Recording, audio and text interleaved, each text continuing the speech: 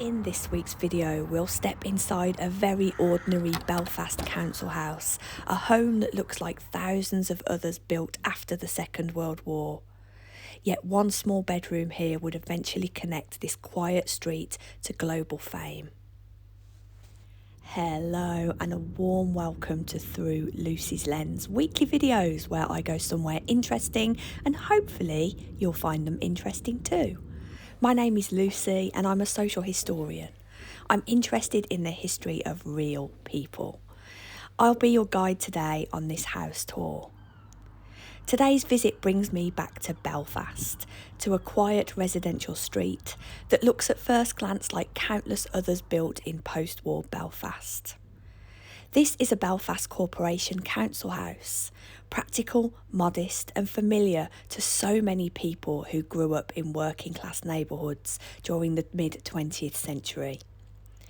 For overseas viewers, a corporation or council house is rented from the local authority. It's not owned, and they were built by the government to provide good quality, affordable housing for the masses, often helping people escape from poor quality Victorian homes that were no longer fit for purpose. This particular house became known around the world because of a boy who grew up here, George Best. George would go on to become one of the most famous footballers of his generation, arguably the world's first global football superstar. At the peak of his career, he was nicknamed the Fifth Beatle, and there's a local saying that goes something like Maradona great, Pele better, George best. Many people, not just in Northern Ireland, still believe that he was the greatest footballer of all time. The house is now owned by the East Side Partnership, a charity preserving it for future generations. It's open for guided tours and also available as an overnight stay, which is exactly what I did during my visit to Belfast. George Best hailed from East Belfast, where his family first took up residence at 16 Burren Way in 1949. They were among the earliest families to move onto the new Cregger estate.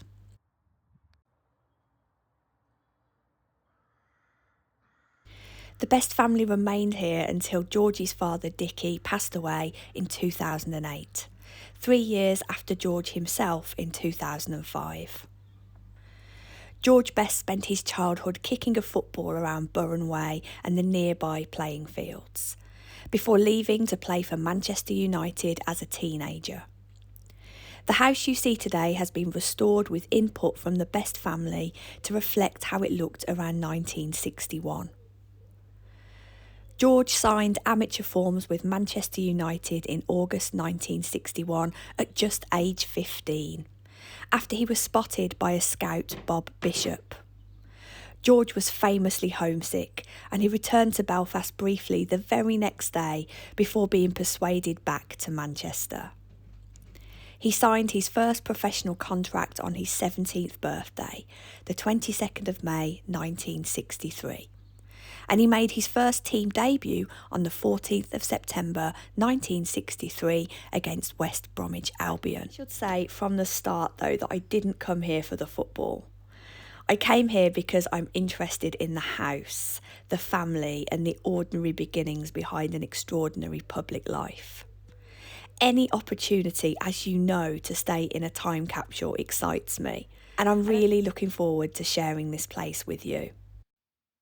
George Best was born in Belfast in 1946, the son of Dickie and Anne Best.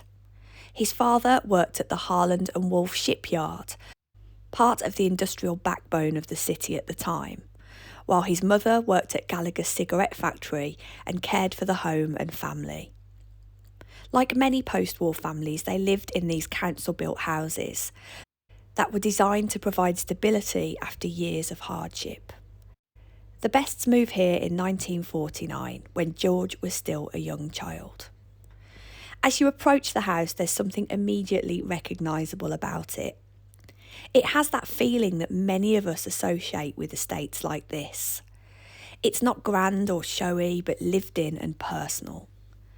These neighbourhoods were designed to create community, with front gardens open to the street and neighbours close by. One thing that stood out to me during my stay was how friendly the people here still are. I was made to feel incredibly welcome.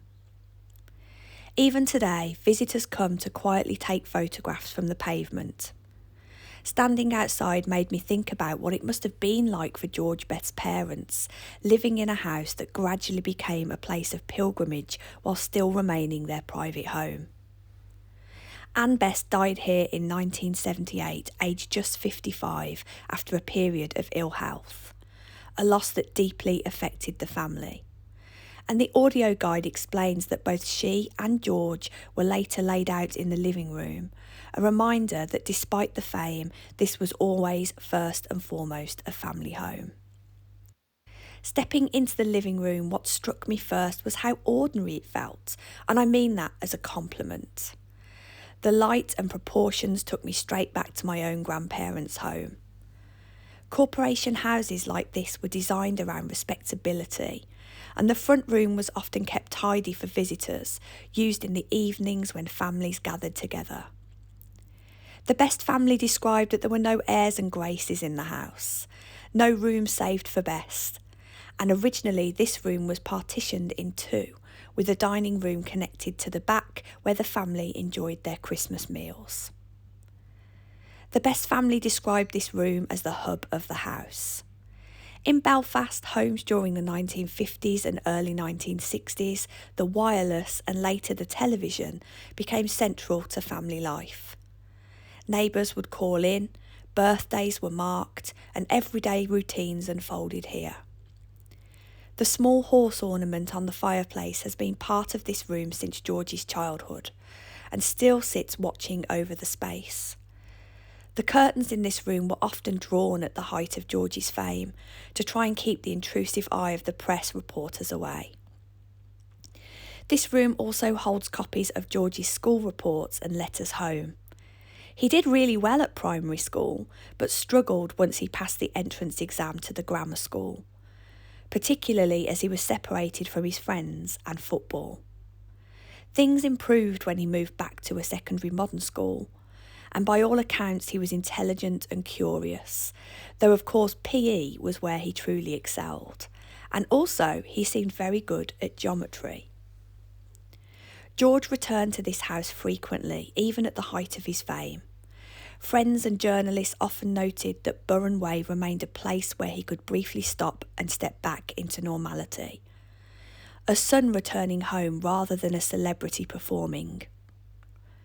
Hearing through the audio guide that both George and his mother were laid out here gave this space a quiet emotional weight, reminding me just how loved this home was.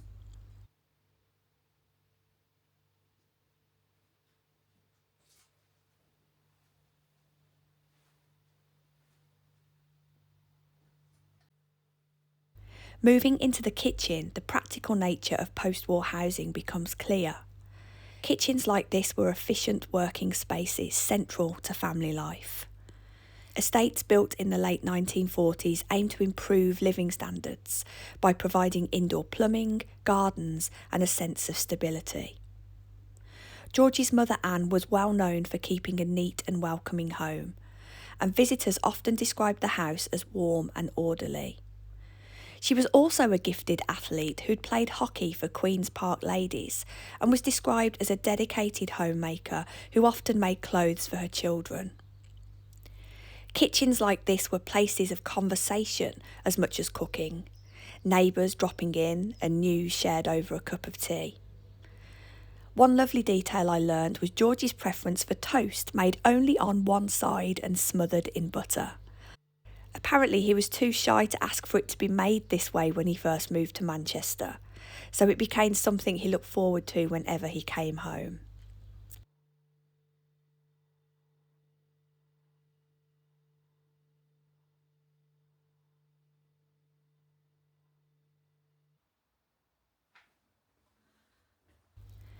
Off the kitchen is the side passage known by the family as the tunnel, now displaying a timeline of George's career.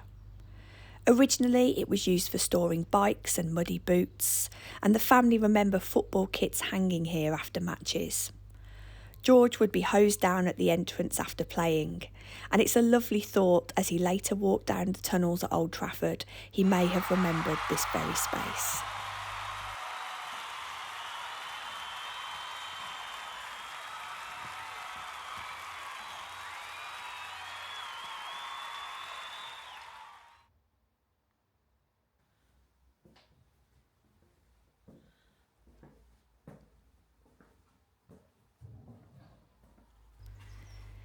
The tunnel also leads to the back garden.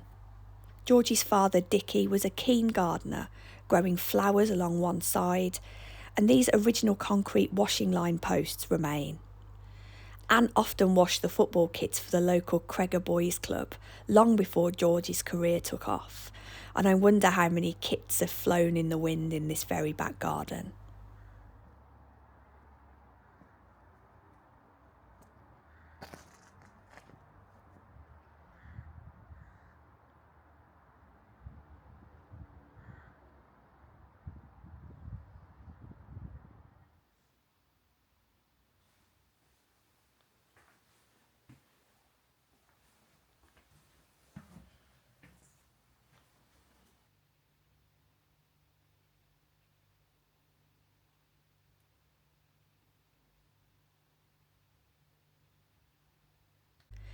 Upstairs, the landing is lined with family photographs. At the top is a separate toilet and bathroom, still retaining original fittings. The tiling was completed by Anne Best herself. For many families moving into estates like this, indoor bathrooms were a real improvement and a symbol of post-war progress.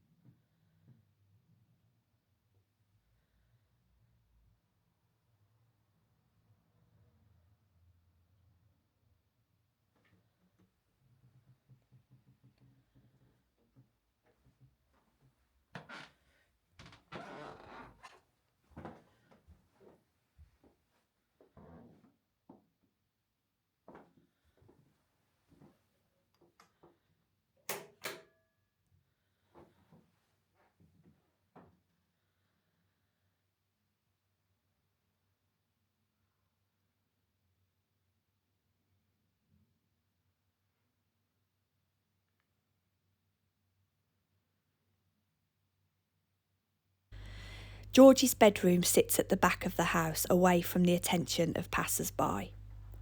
Even after becoming internationally famous, he returned here for his privacy and quiet. The Wolverhampton Wanderers football kit reflects the team he supported as a boy, grounding the room firmly in his teenage years. A Spartacus film poster hints at his interest in cinema, a reminder that his life wasn't defined solely by football. This room, so humble compared to the houses George could afford to live in after his fame, remained a sanctuary and was always George's bedroom long after he left the family home. It remained a place of reflection for him, and I suspect you won't be surprised to hear it's often the part of the house visitors are most eager to see. The distinct lack of personal possessions and clutter actually reminded me of my dad's childhood bedroom, that was also kept right up until his parents passed away. The only difference being on the wall there was a poster of a motorbike. I suspect this room will be familiar to many people of their own childhood, and that's just another reason why this house felt really nice to stay in.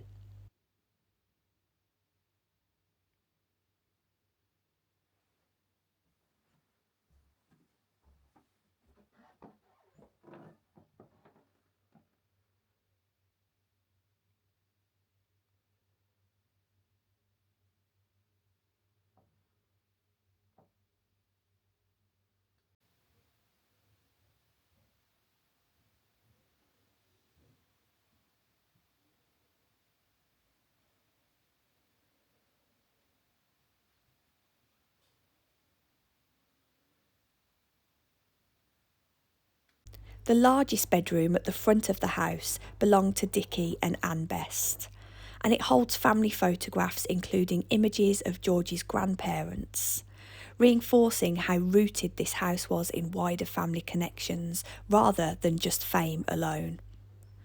Dickie Best continued living here until 2008, maintaining the routines of everyday life long after his son's career had taken him beyond Belfast. Again, I really couldn't help but be transported back to my own childhood in this room. The dimensions, the colour scheme was just like the front bedroom at my maternal nan and granddad's. And when I woke up in the morning, for a moment, I believed I was back there. And that was priceless for me. And just another reason why reaching out and staying in places like this can be so special to somebody that loves history.